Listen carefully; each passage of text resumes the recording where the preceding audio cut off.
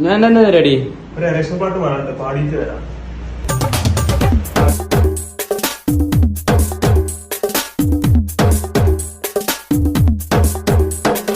മികവായ വികസനം മുന്നേറാൻ നാടിൻ്റെ മിടിപ്പറിയുന്നോളാം. മികവായ വികസനം മുന്നേറാൻ നാടിൻ്റെ മിടിപ്പറിയുന്നോളാം.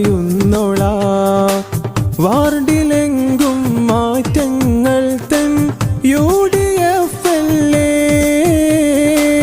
അണിയണിയായി വന്നു ചേരൂ മുസ്ലിം ലീഗിലെ.